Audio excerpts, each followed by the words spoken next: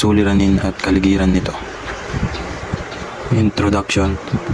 Ang pagkaroon ng malusog at maayos na pamumuhay ay isang mahalagang aspekto ng pag-unlad ng isang individual at lipunan. Sa kasalukuyan, isa sa mga hamon ng kinahaharap ng ating lipunan ay ang problema ng pagkonsumo ng alak, partikular sa mga kabataang estudyante. Ang labis na pag-inom ng alak ay may malaking epekto sa kalusugan at pagpapahalaga sa edukasyon. Dahil ito, mahalaga suriin at bigyan ng solusyon ang isyong ito. Ang pananaliksik na ito ay naglalayong maunawaan ang mga mabisang pamamaraan upang bawasan ang pagkonsumo ng alak sa mga BS Nursing na estudyante ng Arellano University sa pamamagitan ng pagsasagawa ng malalim na pagsusuri. Maaari nating malaman ang mga dahilan at mga contributor sa labis na pag-inom ng alak ng mga estudyante. Sa ganoon, maaaring maipakita ang mga posibleng solusyon at pamamaraan upang mabawasan ang pagkonsumo ng alkohol. Ang mga resulta ng pananaliksik na ito ay makatutulong sa mga paaralan at ibang pang-intrusturyon upang maipatupad ang mga epektibong programa at pulisiya na maglalayong protektahan ang kalusugan at kapakanan ng mga estudyante.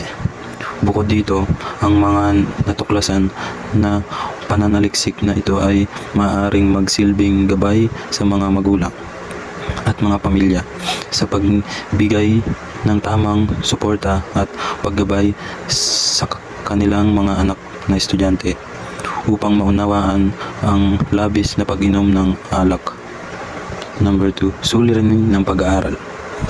Ang pagkakaroon ng malalalim na kaalaman at pag-unawa sa mga epekto ng pagkonsumo ng alak ay mahalagang para sa mga estudyante na nursing. Bilang mga kinatawan ng kalusugan, ang mga BS Nursing na mga estudyante ay may malaking responsibilidad na pangalagaan ang kalusugan ng kanilang mga pasyente. Ang pagkakaroon ng labis na pagkonsumo ng alak ay maaaring magdulot ng iba't ibang mga problema sa kalusugan, kabilang ang pisikal, mental at sosyal na mga isyu. Ang pag-aaral na ito ay naglalayong matukoy ang mga mabisang pamamaraan upang mabawasan ang pagkonsumo ng alak sa mga BS Nursing na mga estudyante sa pamamagitan ng pagsusuri ng mga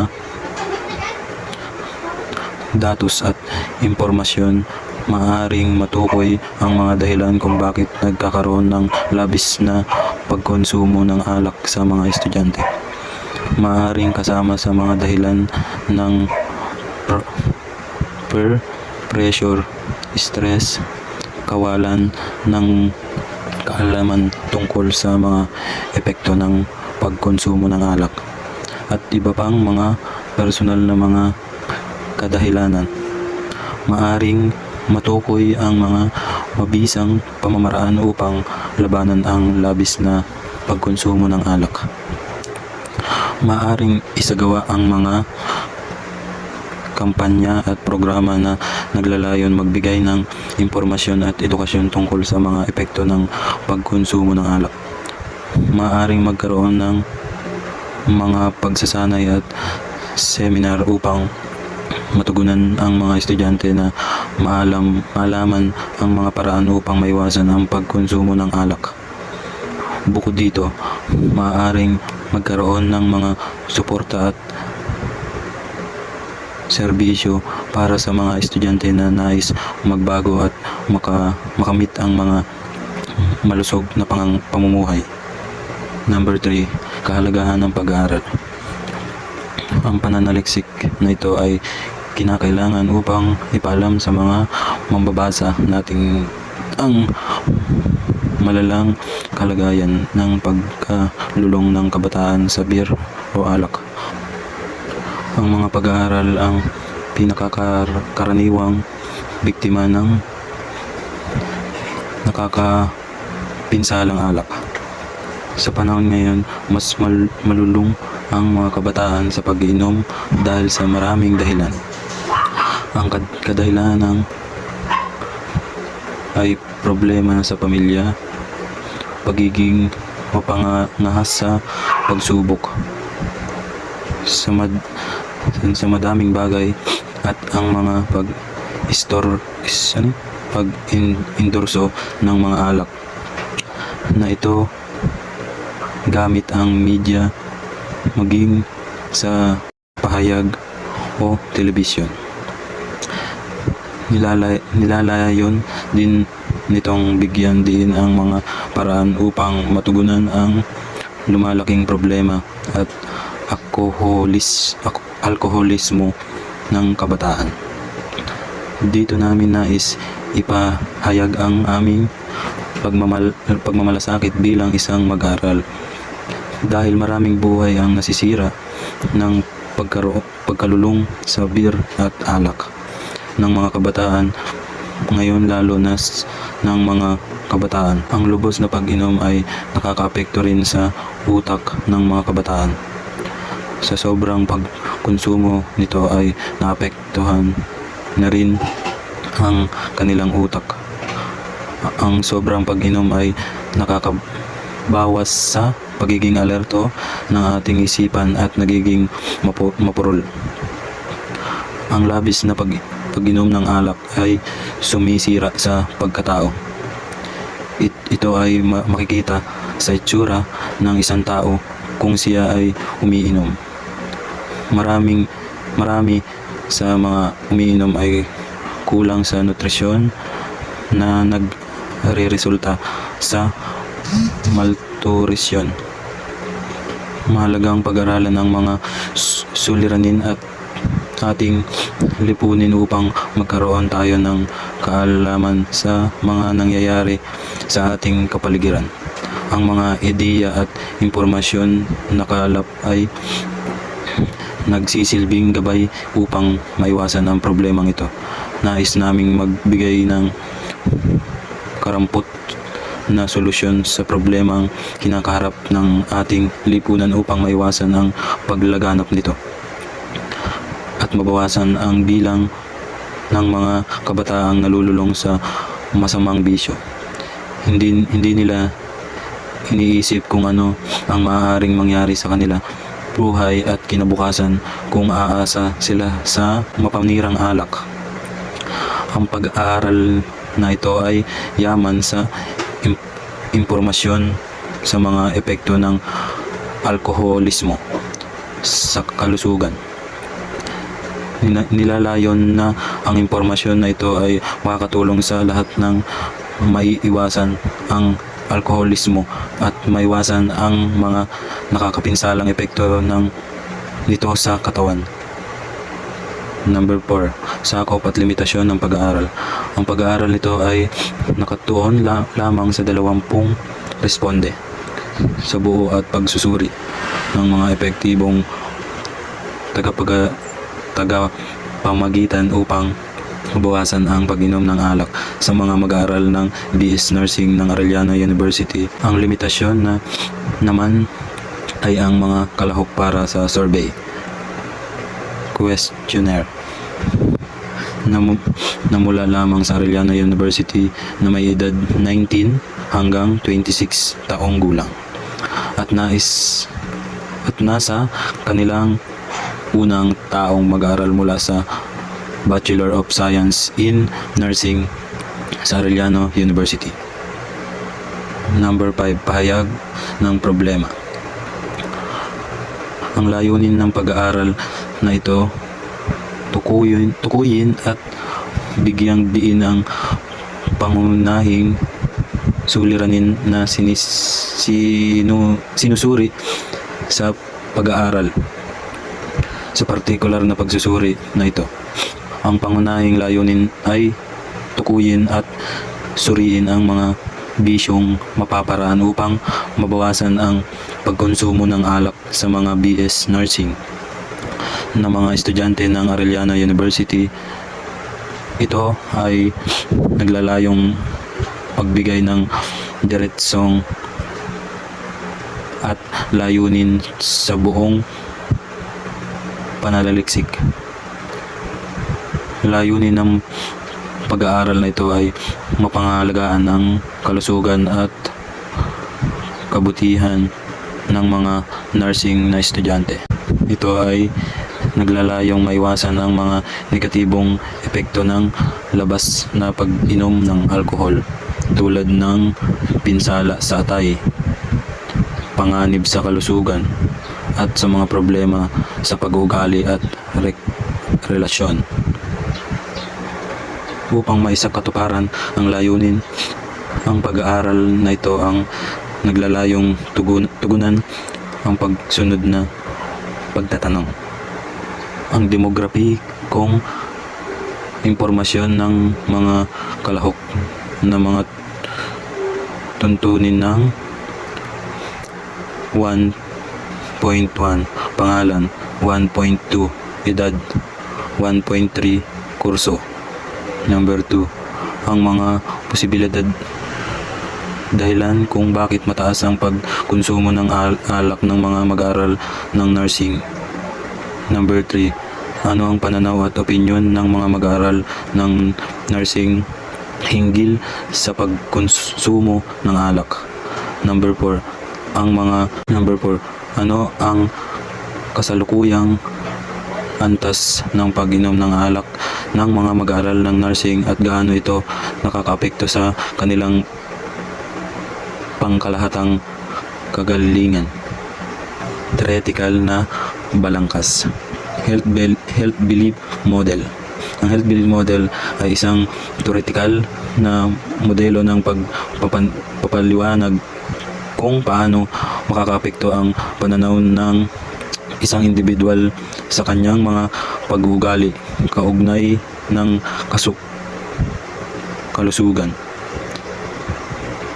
Ayon sa HBM, ang pag-uugali ng isang tao ay nakakapektuhan ng kanyang paniniwala sa panganib na dulot ng isang problema sa kalusugan at ang mga naasahang benepisyo at hadlang sa pagtanggap ng mga pagsasagawa ng pag-iingat. Sa kontekstong ng pag-aaral na ito, ang BHBM ay maaaring gamitin upang maunawaan ang mga salik na nakakapekto sa pagkonsumo ng alak ng mga BS Nursing sa mga estudyante ng Arellano University. Ito ay kinapapaloob ng mga aspekto tulad ng pananaw sa panganib, pananaw sa kahalagahan, at mga benepisyo at hadlang sa pagbawas ng pagkonsumo ng alak. Number 2, social cognitive theory. Isang panggagabay sa pag-aaral na ito ay ang social cognitive theory. Ito ay isang theoretical na modelo na nagpapaliwanag kung paano ang mga tao ay natututo at nagbabago ng kanilang mga ugali sa pamamagitan ng mga proseso na obserbasyon, pag-aaral, at pagpapahalaga sa mga karanasan ng iba. Sa konteksto ng pag-aaral na ito, ang SCT ay maaaring gamitin upang maunawaan kung paano ang mga BS Nursing na mga estudyante ay naapektuhan ng mga salik na kanilang kapaligiran, tulad ng impluensya ng mga kabataan, pamilya, at mga guro.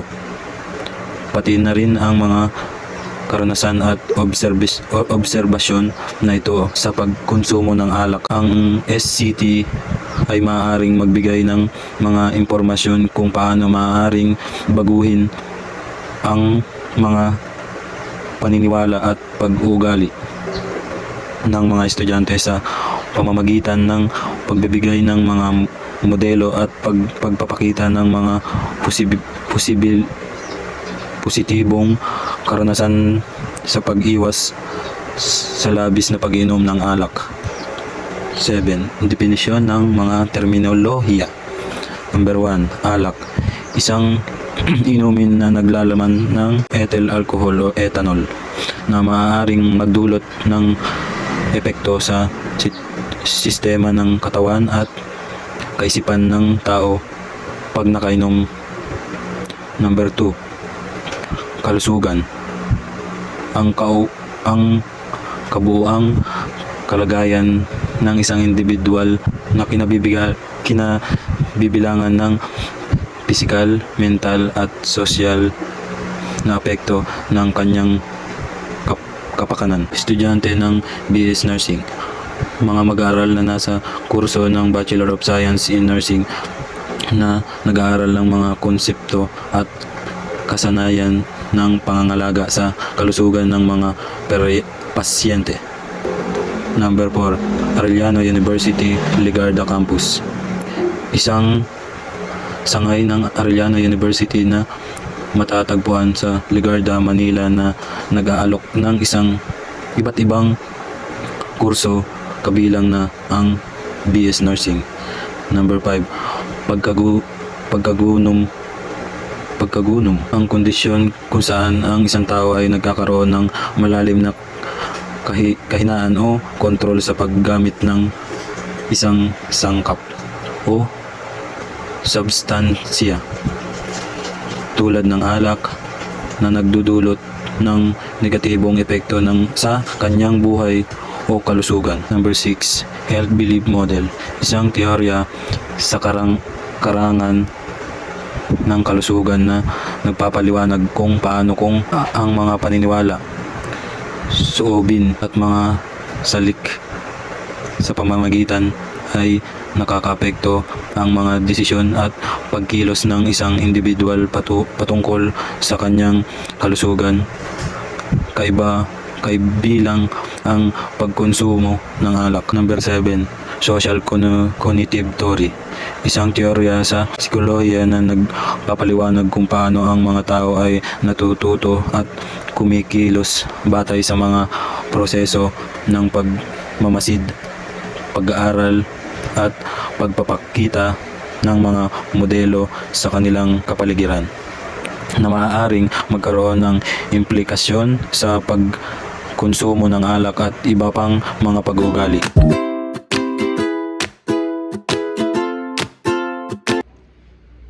Ikalawang kabanata, mga kaugnay na pag-aaral at literatura.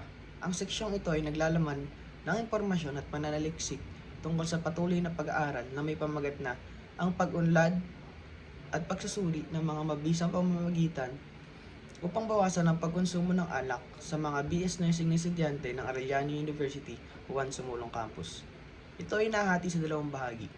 Ang unang bahagi ay naglalaman ng mga dayuhan at lokal na literatura, samantalang ang ikalawang bahagi ay naglalaman ng mga dayuhan at lokal na pag-aaral.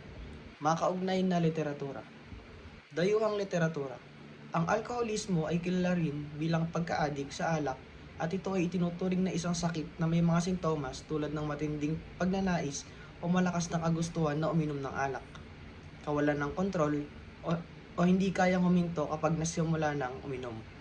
Pisikal na pagdepende tulad ng pagsusuka, pagpapawis, pagkakaroon ng pagkalula at pagkabalisa, at pagkakaroon ng pagtitiis o pag-inom ng mas malaking dami ng alak upang mag-high. At maraming tao ang naniniwala na ang pag-inom ng alak ay nakakatulong at maaaring mapagaan ang kanilang mga problema sa pamilya, trabaho at lipunan. Ngunit sa katunayan, hindi ito totoo. Ang pagkakaroon ng alkoholismo ay maaaring magdulot ng mas malalang komplikasyon at mga at mga nakakamatay na sakit na maaaring magresulta sa pagkawala ng buhay ng isang tao. Maraming naniniwala na ang alkoholismo ay isang sakit at sa katunayan sinusuportahan ng National Institute of Alcohol Abuse and Alcoholism ang pahayag na ito. Ipinaliwanag ng institusyon na ang pagnanais ng isang alkoholiko sa alak ay maaaring maging katulad ng pangangailangan sa pagkain o tubig. At patuloy na pag-inom ang isang alkoholismo kahit may seryosong mga problema sa pamilya, kalusugan o batas. Bukod dito, tulad ng maraming ibang sakit, ang alkoholismo ay isang kronikong sakit. Ibig sabihin nito, ito ay nagtatagal sa buong buhay ng isang tao. Karaniwang sumusunod sa isang inaasahang takbo at mga sintomas. Ang panganib na nagkakaroon ng alkoholismo ay naapektuhan ng mga gene ng isang tao at ng kanyang pamumuhay. Nakasaad sa World Health Organization ay nagtaya ng may mga 2 bilyong tao sa buong mundo ang umiinom ng mga inuming alak na mayroong 76.3 milyong tao may mga diagnosable na problema sa paggamit ng alak. Mula sa perspektiba ng kalusugan ng publiko, ang global na pasanin nakaugnay ng alkoholismo at pagkonsumo ng alak sa mga aspeto ng karamdaman at kamatayan ay malaki sa karamihan ng mga bahagi ng mundo. Bukod dito, sa kalagahan ng alak at sa kalusugan ng mundo. Simula noong 1996, ang World Health Organization ay nag-develop ng isang database na tinatawag na Global Alcohol Database na layuning magbigay ng isang standard na sanggunian ng impormasyon. Para sa pandaigdigang epidemiological surveillance ng paggamit ng alak at mga kaugnay nitong problema, ang database na ito ay maaaring makatulong sa organisasyon na mai-record ang bilang ng mga kaso ng alkoholismo sa mundo. Ito ay mahalaga upang ang organisasyon ay makapagtupad ng mga programa na makakatulong sa pagbawas ng bilang ng mga kaso ng alkoholismo. Lokal na literatura. Ang paggamit ng alak ay ang pinakakaraniwang ginagamit sa psychoactive substance sa buong mundo at isa sa mga pangunahing sanhi ng kamatayan at kapansanan. Ang pag-abuso sa alak ay nagdudulot ng 3.2 ng lahat ng mga kamatayan sa buong mundo taon-taon at nag-aambag din ng 4.0% sa pandaigdigang pasanin ng sakit taon-taon. Pinatunayan ng pananaliksik na ang paggamit ng alak ay nauugnay sa pagka-addict sa alak, paggamit ng iba pang droga, o hindi sinasadyang mga pinsala, pisikal na pag-aaway, kriminal na aktibidad, pag-iisip at pagtatangkang pagpapakamatay, at mas mataas na panganib ng HIV o AIDS. Upang tugunan ang pandaigdigang isyong pangkalusugang ito, kamakailan lamang itinatag ng World Health Organization ang global na pagbawas ng mapanganib na paggamit ng alak bilang prioridad. Kahit na may limitasyong datos, malinaw pa rin na ang mga bansang may mababang at gitnang kita ng nagdaranas ng hindi proporsyonal na pasanin sa kalusugan ng publiko dahil sa patuloy nitong pagtaas ng pagkonsumo ng alak at limitado o hindi umiiral na mga patakaran sa programa sa pag-iwas. Ang paggamit ng alak sa mga kabataan ay naapektuhan ng iba't ibang psychosocial at kapaligiran ng mga salik. Kamakailang pananaliksik ay lalong pagtugon sa papel ng pag-expose sa pangkalahatang kalusugan ng pagmemerkado ng alak at ang impluwensya nito sa pag-inom ng mga kabataan. Gayunpaman, ang mga ganitong pananaliksik ay karamihan ay limitado sa mga bansang may mataas na kita maliban sa ilang mga pagkakataon. Kahanga-hanga ang pananaliksik tungkol sa pagpathula ng paggamit ng alak sa mga negatibong epekto nito sa mga kabataan ay bihirang makita sa Pilipinas. Ayon sa datos mula sa World Health Organization, halos 9% ng polusyon ng Pilipinas na may edad na 15 taong pataas ay may alcohol use disorder. Bukod dito, 25% ng mga kalalakihan at 8.3% ng mga kababaihan ay malalakas ng uminom ng alak sa mga episodiko. Isang kaugnay na issue na malawakang hindi pa na pagtutuunan ng pansin sa mas malawak na relihiyon. Sa kanlurang Pasipiko, lalo na sa Pilipinas, ay ang papel ng pagmemerkado ng alak at ang potensyal nitong kaugnay sa maaaring paggamit ng alak ng mga kabataan. Simula pa noong dekada ng 1990, lumaki na ang pag-aalala tungkol sa malakas na pag-inom ng mga pinsalang nauugnay sa alak. At ang kaugnayan nito sa paglago ng malalakas sa pagmemerkado ng alak na nakatuon sa mga kabataan. Sa Pilipinas, ang mga bagong estratehiya sa pagmemerkado ng beer at alak ay ngayon ay ginagamit upang tumarget sa mga kabataan at kababaihan. Lalo na sa mga malalaking lokal na kumpanya tulad ng Asia Brewery at San Miguel Corporation. Bagaman mayroon ng pambansang batas sa Pilipinas na nagtatakda ng legal na minimum na edad para sa pagbebenta ng inuming may mga alak sa mga tindahan at sa mga lugar kung saan ito iniinom. At sa kamalayan lamang ay may batas na laban sa pagmamaneho habang lasing. Walang mga pagsasaalang-alang sa pagmemerkado ng mga ganitong inumin na may alak sa mga kabataan at menor de edad. Malaking bahagi ng gastusin sa pagmemerkado ay napupunta sa mga hindi media na paraan ng promosyon. Ang pagiging sponsor ng mga kumpanya ng alak sa mga palakasan at kultural na mga kaganapan ay isang pangunahing estratehiya sa pagmemerkado na hindi gaanong napag-aaralan at bihirang pinagtutuunan ng pansin ng mga tagapagpataguyod ng patakaran. Ang mga sponsorships sa mga palakasan, lalo na sa mga kumakalap ng mas maraming kabataan, ay nagbibigay ng mga pagkakataon sa pag-promote na nag-iimprinta sa mga pangalan ng mga tatak ng produkto sa mga batang mamimili at potensyal na mamimili. Ang direktang pagmemerkado ay kasama ang mga promosyon ng tatak sa mga lugar o tindahan kung saan maaaring lapitan ng direkta ang mga umiinom o paglikha ng sariling mga kaganapan ng tatak kung saan dumadalo ang publiko o mga inimbitahang customer. Ang mga bagong tatak at produkto tulad ng mga handang inumin, malakas na inilulunsad sa paraang ito upang bigyan ang mga tao ng pagkakaroon na subukan ang produkto. Kaugnay na pag-aaral, dayuhang pag-aaral, sang-ayon sa pananaliksik sa pag-uugali, natuklasan ng mga maagang pag-aaral sa ekonomiya, ang pag-inom ay nagdudulot ng pagbaba ng pagkabit ng edukasyon.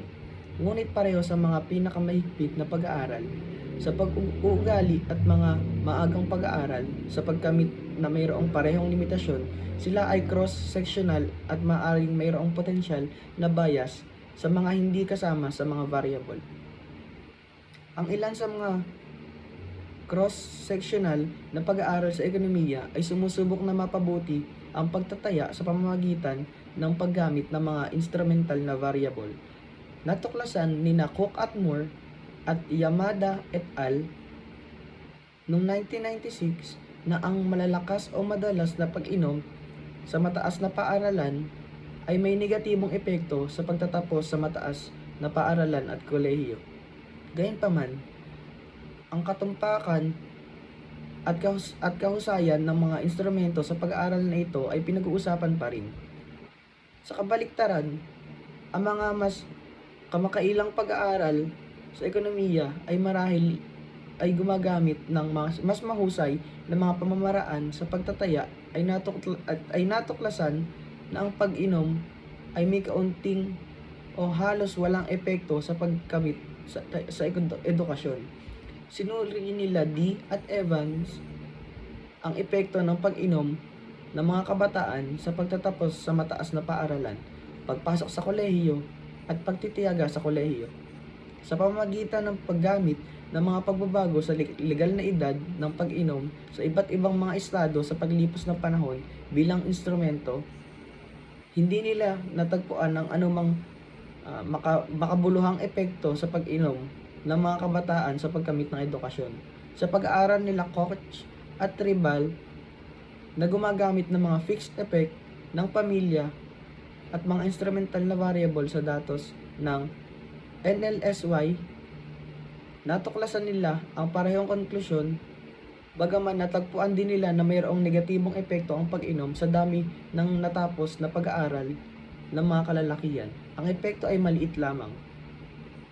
Sa wakas, ginamit ni Chatterjee ang isang variate profit model ng paggamit ng alak at pagkamit sa edukasyon upang sukatin ang sensitibidad ng mga tansya sa iba't ibang mga pag-aakala tungkol sa korelasyon ng mga hindi nakikita na salik ng mga variable na ito.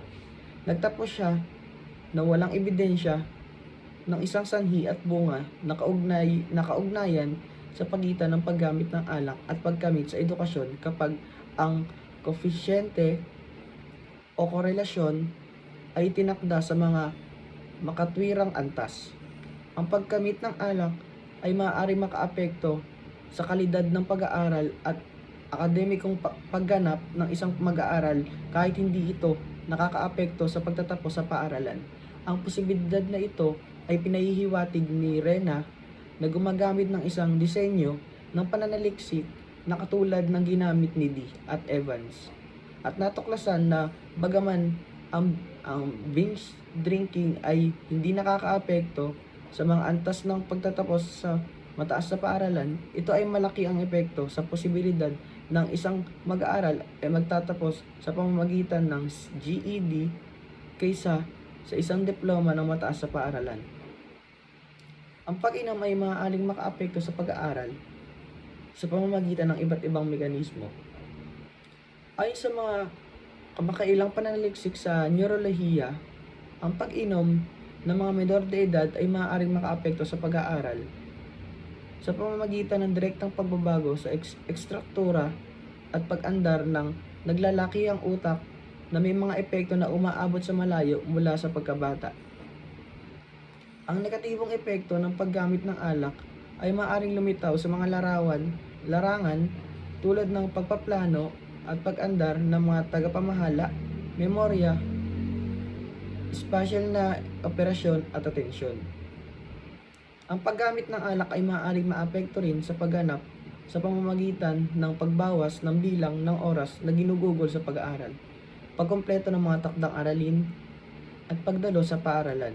Mayroong 5 mga pag-aaral sa ekonomiya na sumuri kung ang pag-inom ay may epekto sa pag-aaral mismo. Sa pamamagitan ng pag-aaral ni Bray, sinuri niya ang isyong ito sa pamamagitan ng pag-aaral ng epekto ng pag-inom ng mga estudyante sa mataas na paaralan sa mga susunod na sahod. Sa pamamagitan ng pag-akumula ng human capital, natuklasan niya na ang katamtamang pag-inom ng mga estudyante sa mataas na paaralan ay may positibong epekto sa mga benepisyo ng edukasyon at sa pag-akumula ng human capital. Ang mas malalang pag-inom ay bahagyang nagbabawas ng ganitong paglago, ngunit ang net na epekto ay patuloy pa ring positibo. Lokal na pag-aaral.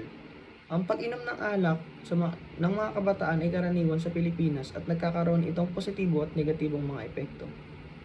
Ang isang malalim na pagtingin na kasama ng mga epektibong patakaran at estratehiya ay makatutulong upang maiwasan ang mga pinsalang nauugnay sa pag-inom ng alak ng mga kabataan. Ang mga inuming may alkohol ang pinakamadalas na ginagamit ng mga kabataan sa Pilipinas. Ang mga datos mula sa iba't ibang pambansang survey ay nagpapakita ng mga kabataang gumagamit ng alak. Ang mga porsyento ng mga kasalukuyang umiinom at binge drinking sa mga senior high school students ay pangkalahatang bumababa sa nakaraang mga dekada. Ngunit simula ng mag-umpisa ang pandemya, tumaas ang porsyento ng mga kabataang umiinom ng alak sa 16%. Ang madaling pag-access ng mga kabataan sa mga inuming may alkohol ay malaki ang kontribusyon sa kanilang pag-inom ng mga ganitong inumin. Ang kanilang madaling pag-process sa alak ay maaaring mangyari sa maraming paraan. Ilan sa mga halimbawa nito ay kapag nagbigay ng alak ang mga magulang o mga miyembro ng pamilya sa mga bakasyon. Pamilya, pagtitipon, espesyal na okasyon, at kahit sa mga holiday. Karagdagang mga halimbawa ay ang pagpunta sa isang party at paglalabas kasama ang mga kaibigan na umiinom ng alak. Isa pang halimbawa ay ang mga estudyante na humihiling sa kanilang mga kaibigan o nakatatandang kapatid na may legal na edad na bumili ng alak para sa kanila. Sa kasalukuyang modernong teknolohiya, ang ilang bihasang mga kabataan ay kahit magpanggap ng ID upang makakuha lamang ng isang bote ng alak. Ang ilang mga kaibigang mga kabataan ay maaari rin magkaibigan sa mga tindero sa tindahan upang mahikayat silang magbenta ng mga inuming alkohol sa kanila. Ang regular at paulit-ulit na paggamit ay maaaring magdulot ng iba pang mga problema tulad ng pagkabalisa, pagkakawalay sa mga kaibigan o depresyon.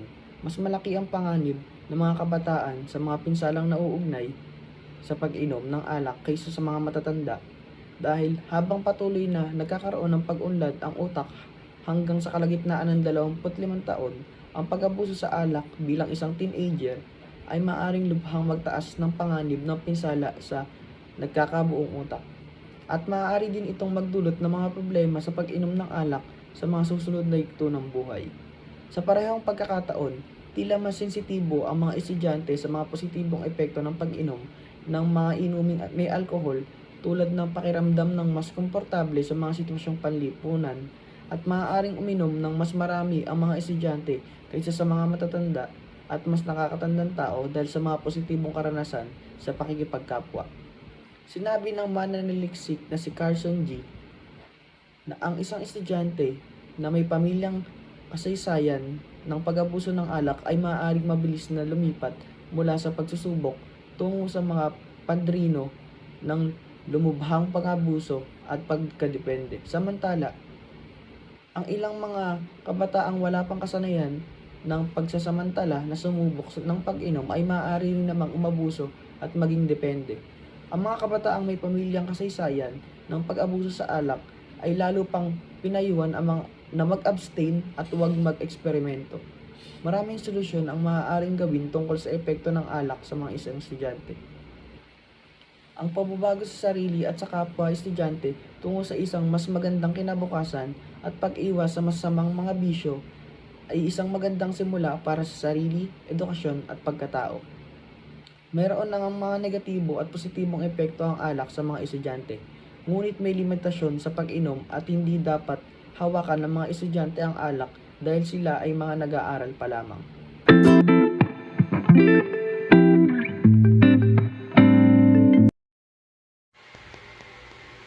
Sa pagpapatuloy ng Kabanata 2, narito at aking ihahayag ang Kabanata na 3 na pinamagatang disenyo at paraan ng pananaliksik. Ang nilalaman ng disenyo at paraan ng pananaliksik ay metodolohiya, disenyo ng pananaliksik, mga respondente, instrumento ng pananaliksik at treatment ng mga datos. Magsimula tayo sa metodolohiya. Sa kabanatang ito, ipinapakita ang isang malawak na pamamaraan na may kinalaman sa pagpapaunlad at pagsusuri ng mga epektibong estratehiya na layuning bawasan ang pagkonsumo ng alak sa mga mag-aaral ng BS Nursing sa Arellano University, Juan Sumulong Campus. Kasama dito ang iba't ibang proseso ng disenyo at mga paraan kabilang ang disenyo ng pananaliksik, pagpili ng mga respondente, paggamit ng instrumento ng pananaliksik, treatment ng mga datos at mga sunod-sunod na aktibidad na isinasagawa bago, habang at pagkatapos ng pagkolekta ng datos. Bukod dito, ang mga nakolektang datos ay susuriin sa pamamagitan ng estatistikong analysis na may partikular na pagbibigay diin sa mga gamit na tool at mga pamamaraan na gamit. Sumunod naman ang disenyo ng pananaliksik. Parehong developmental at evaluative ebaluatibong disenyo ng pananaliksik ang ginamit bilang sa pag-aaral na ito. Layunin ng pag-aaral na bumuo at suriin ang mga epektibong interbensyon upang bawasan ang pag-inom ng alak sa mga mag-aaral ng BS Nursing sa Arellano University, once Mulong Campus. Ang developmental na aspeto ay nagpapahiwatig na ang mga mananaliksik ay magdidisenyo at bubuo ng mga interbensyon o estratehiya upang tugunan ang isyu ng pag-inom ng alak sa mga mag-aaral ng nursing. Maaaring kasama dito ang pagsasagawa ng pagsusuri ng literatura at pagdidisenyo ng mga interbensyon batay sa mga batayang praktika ng mga ebidensya. Ang evaluative na aspeto ay nagpapahiwatig na ang mga mananaliksik ay susuri ng mga nabuong epektibong interbensyon. Maaaring kasama dito ang mga pagpapatupad ng mga interbensyon at pagkolekta ng datos upang masuri ang kanilang epekto sa pagbawas ng pag-inom ng alak sa target na populasyon. Ang pagsusuri ay maaaring kasama ang pagmamatuwid ng mga pagbabago sa mga pattern ng pag-inom ng alak, pagtatasan ng mga kaalaman at pananaw ng mga mag-aaral tungkol sa alak at pagsusuri ng kabuuang epektibo ng mga interbensyon. Mga respondente. Ang mga kalahok na tutugon sa pag-aaral na ito ay binubuo ng mga estudyante na galing sa Bachelor of Science in Nursing sa Arellano University, once Sumulong Campus. Upang makalap ang kaugnay na datos, gagamitin ng mga mananaliksik ang pamamaraang convenience sampling. Ang mga mananaliksik ay aktibong maghahanap at pipili ng 20 o 20 mag-aaral umuna sa programa ng Bachelor of Science in Nursing na madaling makuha at handang sumali. Ang mga kriteryo sa pagpili ay batay sa kanilang kakayang sumagot at sang-ayon na punan ang survey. At lumilimit ang edad na 19 o 19 hanggang sa 26 o 26. Instrumento ng pananaliksik. Ang mga mananaliksik ay gagamit ng Likert scale bilang instrumento sa pananaliksik. Ito ay gagamitin sa survey questionnaire upang sukatin na mga kagustuhan ng target na populasyon. Lahat ng datos na nakalap mula sa mga respondente ay magiging gabay para sa pagpapabuti at mas malalim na kaalaman sa paksa. Ang tagapagtaguyod ay gumamit ng isang survey questionnaire upang makakuha ng input mula sa angkop ng mga respondente at kolektahin ang mga sagot upang mas epektibo punan ang kasalukuyang kakulangan. Ang mga lumikha ng survey questionnaire ay maaaring gamitin ng mga tugon upang matukoy ang mga tanong na dapat isama sa pag-aaral. Para sa mga 20 na respondente, partikular na ang mga mag-aaral ng nursing sa Arellano University, once Sumulong Campus, isinagawa ng mga mananaliksik ang pag-aaral na ito. Ang beripikong survey ay questionnaire sa pamamagitan ng Google Forms, ang instrumento na ginagamit upang kolektahin ang mga datos mula sa mga respondente. Panghuli ay treatment ng mga datos. Ang mga nakalap na datos mula sa survey ay susuriin upang mapadali ang proseso ng pagtatasa. Ang mga resulta ng survey ay gagamitin sa formulang porsyento na isang pangunahing estatistikong paraan na ginagamit upang kalkulahin ang mga nakalap na datos sa pananaliksik na ito at maipakita sa inyo ng mga numero. Sa pamamagitan nito, magiging posible ang pagpapakita at pagtaya sa paghagdan ng kabuuang populasyon na sumasagot sa partikular na tanong o item sa talatanungan o survey. Nagpapakita ko sa inyo ng format o formato kung paano namin i-compute ang makukuha naming datos.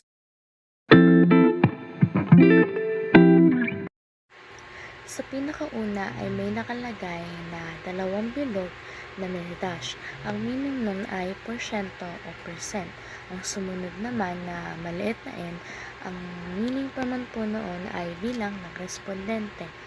Sa capital N naman po, ang meaning nun ay kabuuang bilang ng mga tumugon at ang pinakahuli na may na 100 nakalagay ay palagian, meaning sa lahat po ng mga datos na nakalap namin sa Google Form o sa survey questionnaire ay ita-times po namin sa 100 Ayun lang po at maraming salamat sa pakikinig na aming pahayag o presentasyon.